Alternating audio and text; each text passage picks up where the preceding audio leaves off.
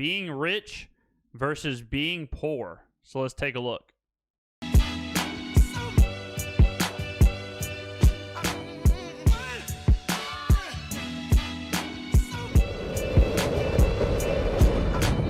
Burgers for breakfast. Burgers for breakfast. Burgers for breakfast. Burgers for breakfast. Burgers. Burgers for breakfast. Can we be in a vlog? Yes, you know. I cannot advocate hard enough to not have burgers for breakfast. Like, burgers every day for breakfast, absolutely brutal. My breakfast is a rotation of scrambled eggs with spinach, or blueberries and oatmeal, or Cheerios and oatmeal and a banana. I mean, Cheerios and blueberry and a banana, or something like that.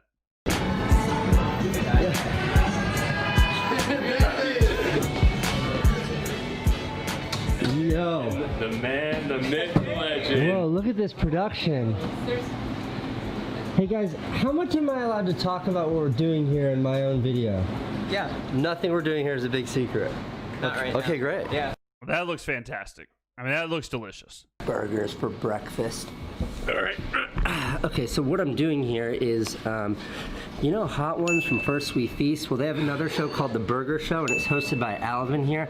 Alvin's like pretty much the biggest deal chef there is. Oh my God. Started a restaurant called Egg Slut. Yeah, Egg Slut, Venice, LA, Vegas. I was called Egg Slut for most of my junior high school experience. You name it. When does this come out? When does this episode come out? April. April? Tune in on April 9th. April on 9th. First Sweet Feast YouTube channel. Bang. Are you gonna finish that? I don't think so. I don't know, maybe take a bite.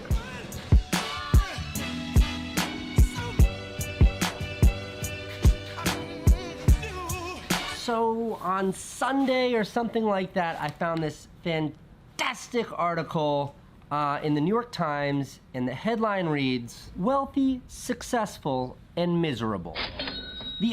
Cannot wait. Wealthy, successful, and miserable. The future of work. The upper echelon is hoarding money and privilege to a degree not seen in decades, but that doesn't make them happy at work.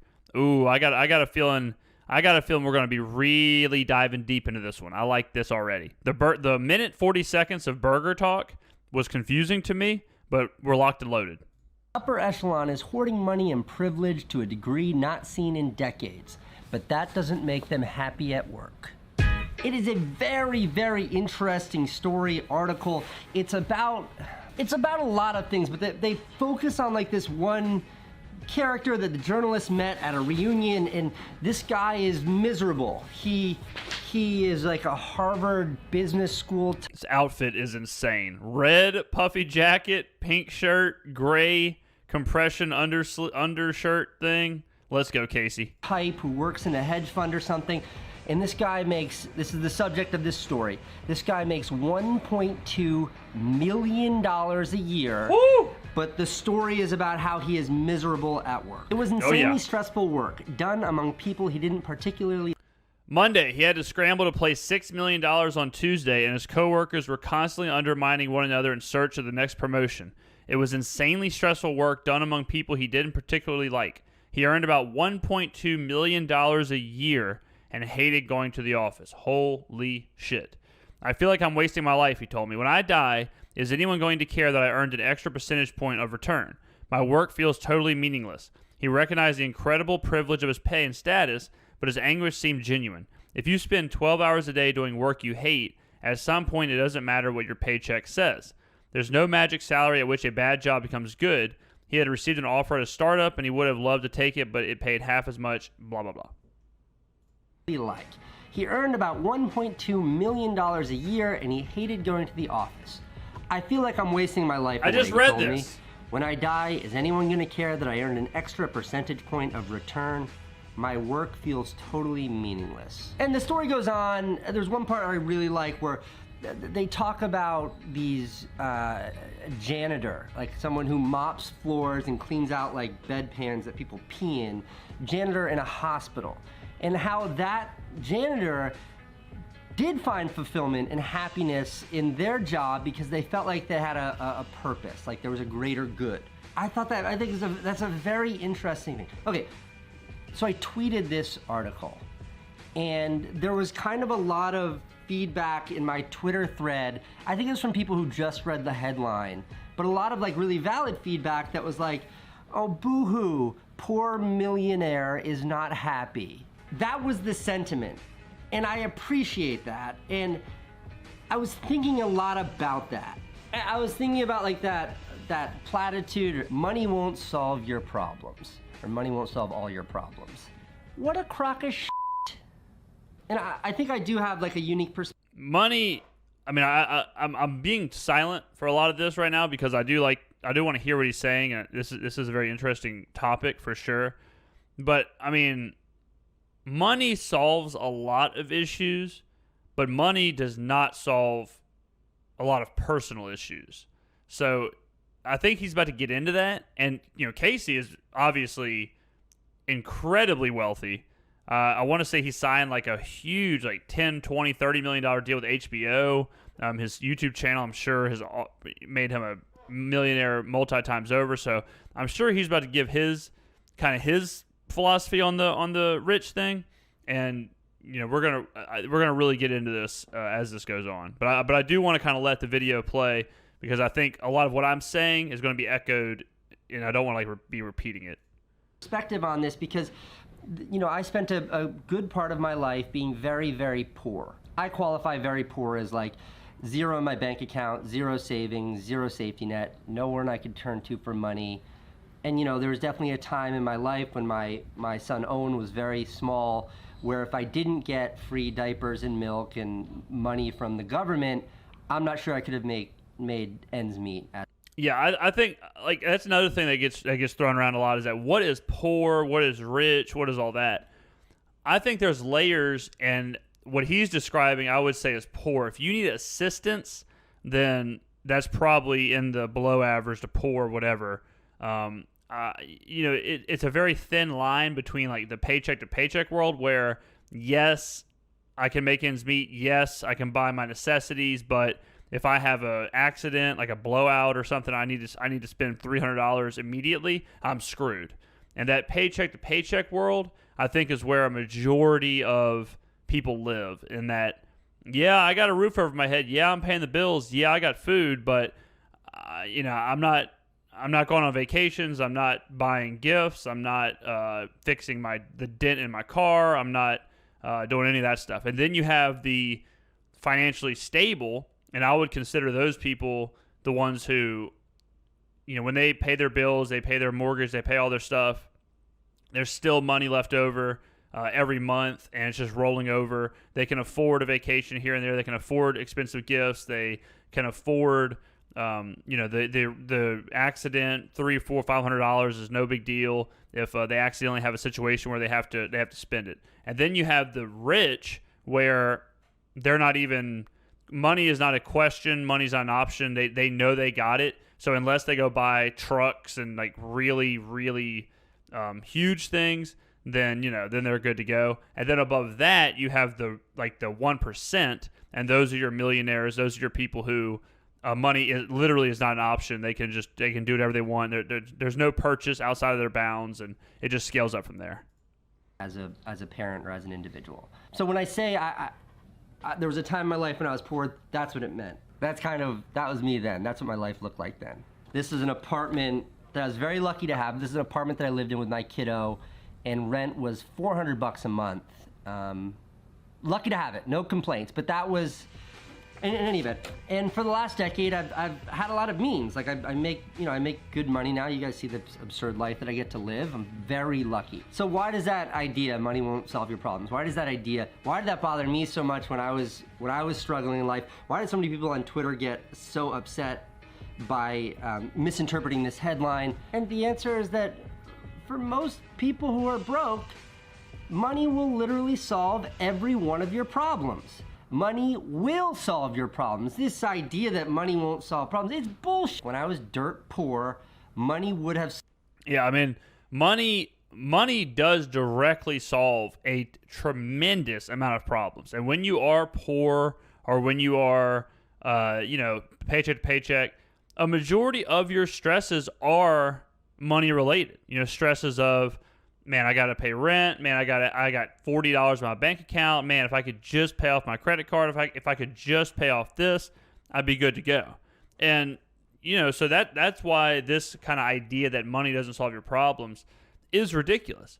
And money does solve problems. And like I said earlier, what it does not solve is personal problems. It does not solve a bad marriage. It does not solve bad friends or no friends. It does not solve a drug addiction. It does not solve alcoholism. It does not solve a kid hating you. It does not solve bad coworkers, or if you don't like where your office, or you don't like your cube, or you don't like your commute to work, or stuff like that. It doesn't solve that.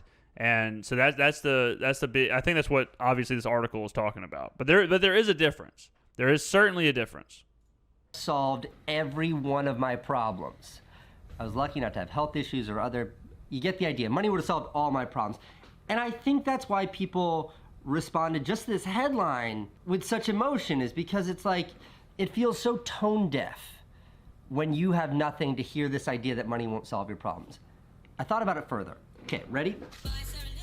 Rich or poor, we all face these problems that I'll call life problems. Life problems are things like finding happiness and finding love and a sense of fulfillment in your life and a sense of purpose maybe in your career, etc. These are life problems. These are problems we all, rich or poor, encounter. Money won't solve these problems. But when you're broke, on top of, and I mean that literally and figuratively, on top of these problems, you've got money problems. And money problems are things like, how am I gonna pay rent? How am I gonna pay for food? I'm sick and can't afford to go to the doctor. These are real problems. Like these are real problems. Like the first problems. Let's go back to the life problems. These problems suck. Like if you're not happy, if you do not have love, if you do not have fulfillment, if you do not have purpose, if you do not have etc. That does suck.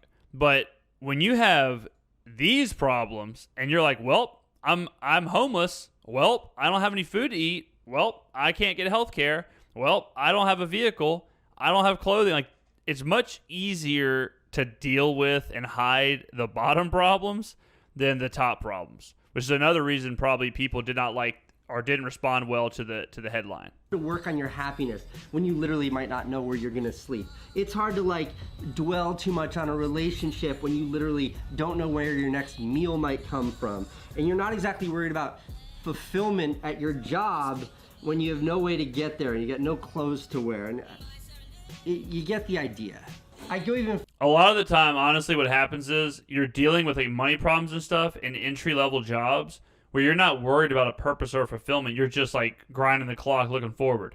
This fulfillment and purpose becomes an issue whenever you get into a career that is well, I'm making good money. This is my life, and this is me. If you, I'm gonna give a lot of real world examples of kind of what I've gone through. Further with this and say that these life problems, rich or poor, we all kind of try to solve them the same way, and they're very hard to solve. What's the answer to finding happiness in life?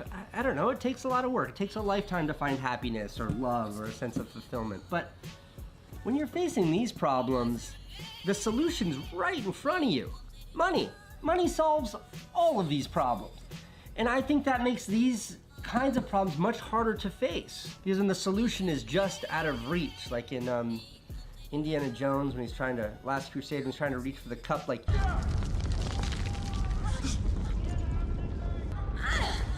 Nothing. Don't, Elsa. I can reach it.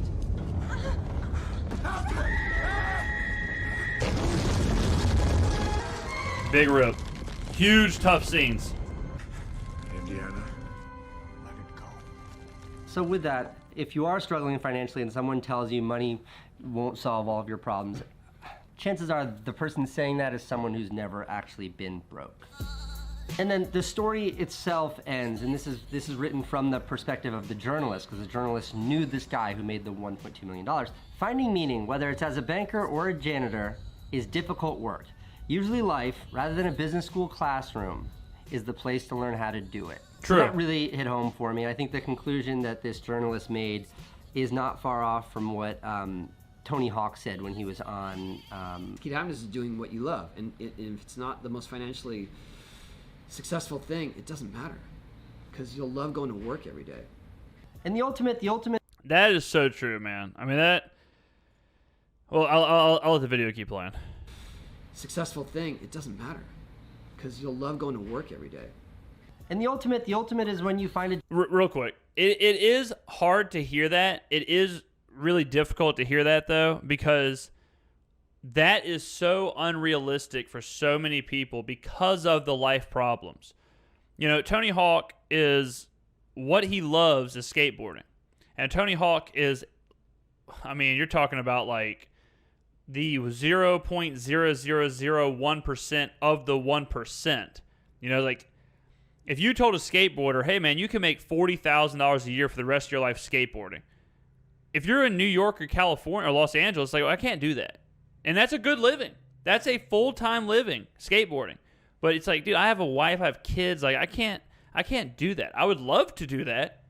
But I have these life problems where I cannot do that.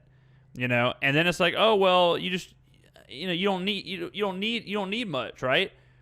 It's like, I mean, then you start making the money problems and the life problems start intersecting, where you're making a little bit of money, you're making things hard on your family, you're making things, you know, you can't afford certain things for your family or your friends or whatever, and then that adds stress, and then all of a sudden, you know, you have to make a decision. And so I understand what Tony Hawk is saying, but if everyone, I've said it before on the podcast or here or whatever, if I could make the bare minimum to live by, I would do it to do what I love. But I also don't have kids or a wife or any of that stuff, so it's easy for me to say that. I'm sure there's tons of wives and whatever who would not agree to letting their husband do whatever he loves so they can be on minimum wage, you know? So it is one of those things where, like, yeah, in a perfect world, in a utopia, absolutely. The key to happiness is doing what you love. But can you actually live doing what you love? That's a real issue. A job that does pay you enough to cover your bills. A job that does satiate all of these kind of basic needs. So you can spend your life actually focusing on things like being happy and finding love and making sure you're getting that fulfillment and sense of purpose at work. Okay, give the article a read. It's wonderful. Okay, so that's the video. I'm happy to share with you that, well, one, I'm sorry I haven't been posting, but I'm happy to share with you that the reason why I haven't been posting... Okay, I guess this is an update. So let's go back to this. Let's talk about this. So it's really interesting. So I'm going to talk about my personal experiences now. So I've been working since I was 17 years old. Mostly summer jobs, and, you know, until during college. And then my first out of college job was a really shitty job, or it wasn't a bad job. Like it was, I was lucky to have it. It was a good job. It was like a really manual physical labor job, but it was still fine. And then my actual first job to an industry was when I became a newspaper reporter.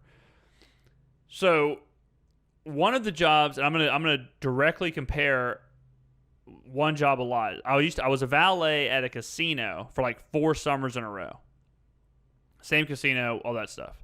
And I made, I would call, close to minimum wage. I wasn't poor, but it certainly was not, you know, above the means. But I never, ever hated work. I never, ever hated my job. I never, ever hated going to work. It was work. I liked my coworkers. I liked my bosses. I liked the company I worked for. You know, a huge casino. That it was all cool. I enjoyed it. I'm not going to say it was fun, but it wasn't not fun. I wouldn't do it on my time off, but it wasn't like, oh, fuck, man, I have work again. God bless. You know, like, it wasn't like that. But I was also 22, like, I was also 21, 22, 20. I was very young. And when I think about it, it's like, I think it was not that bad because I only did it in the summer. I only did it every, you know, a certain time of the year. And I knew I had other stuff going on. I knew I was still in college. I knew I was I in my mind, I still had my life. I still had my career. I still had my, I still had time to find my fulfillment, my purpose, all that stuff. And so the job was just, hey, put in 8 hours and then whatever. Go do whatever a 21-year-old, 20-year-old does. Now let's shift to when I was at the newspaper. I was making very, very similar money. Very similar money.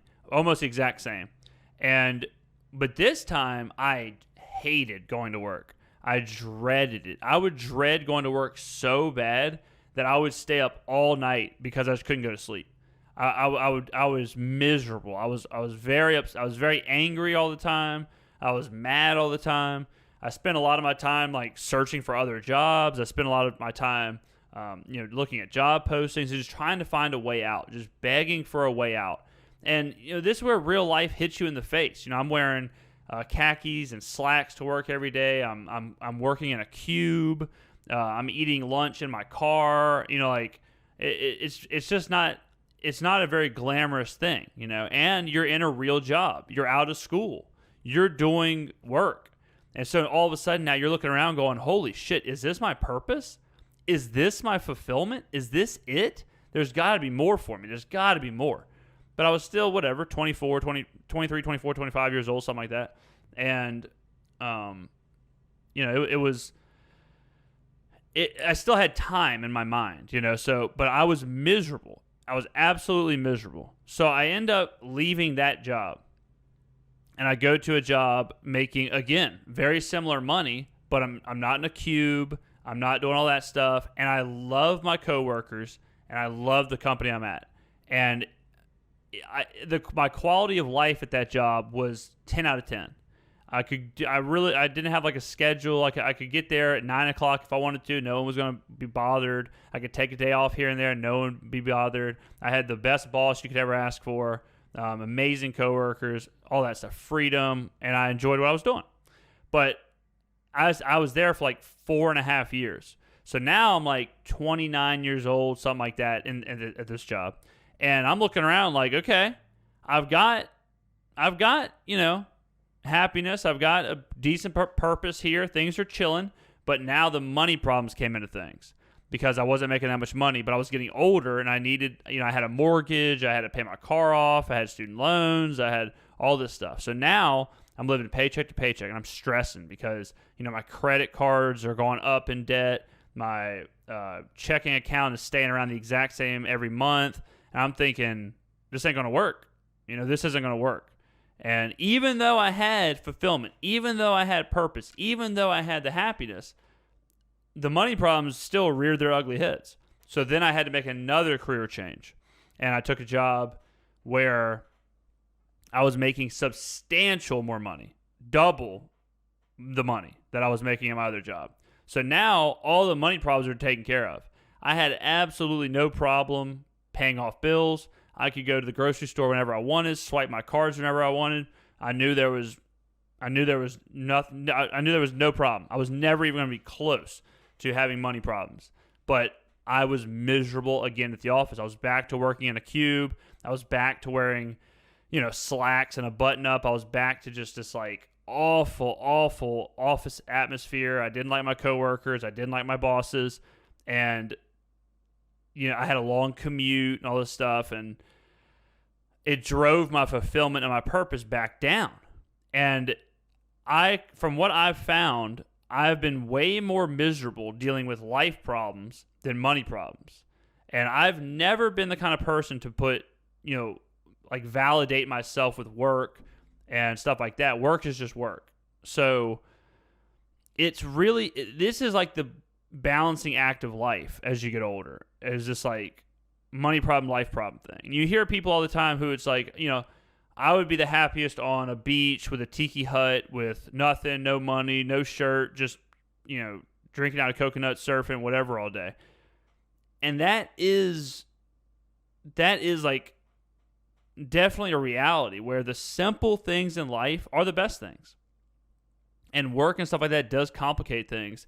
And when you are selling your soul, like let's see where this article. Let's see where he says this, where he talks about his fulfillment, all that stuff. Where is it? When he talks about like if someone would care if he died or something like that. Yeah. Okay, so I feel like I'm wasting my life. When I die, is anyone going to care that I earned an extra percentage? So I deal with this a lot.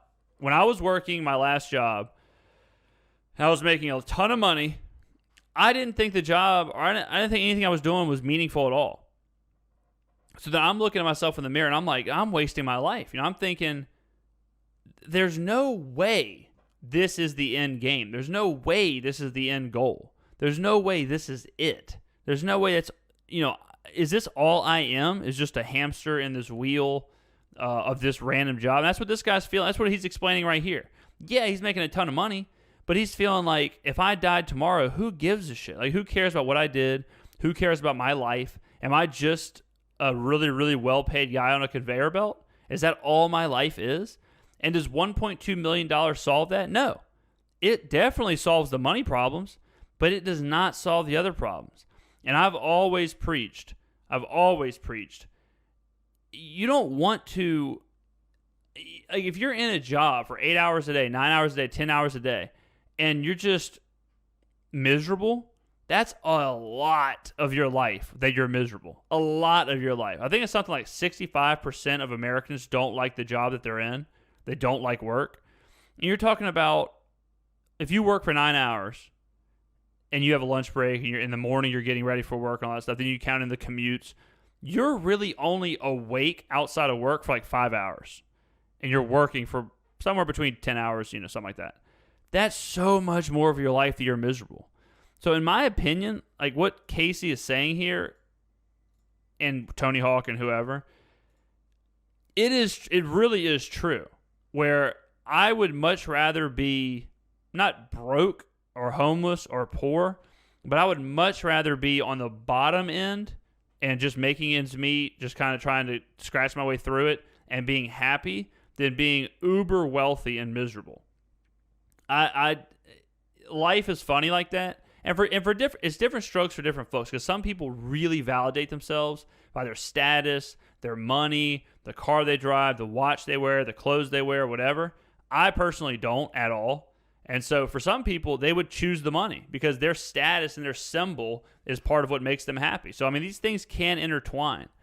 But it's really tough. And I think colleges, hey, Basiglapo, how are you doing? Hopefully I said that right.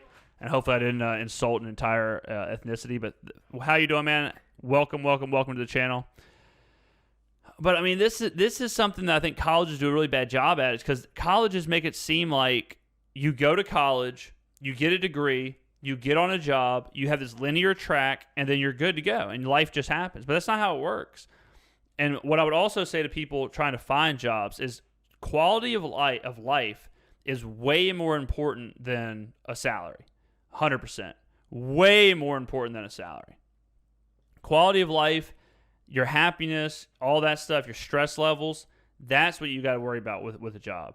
100%. But very, very interesting video. I'm gonna go through and read that article off stream, but it's tough, man. Life is as confusing as it possibly could be, and stuff like this just makes it even harder. The work-life balance, all that, and so life is the hardest game ever created, for sure. That was a good one. That was a good video to start on. I could talk about that kind of stuff for hours.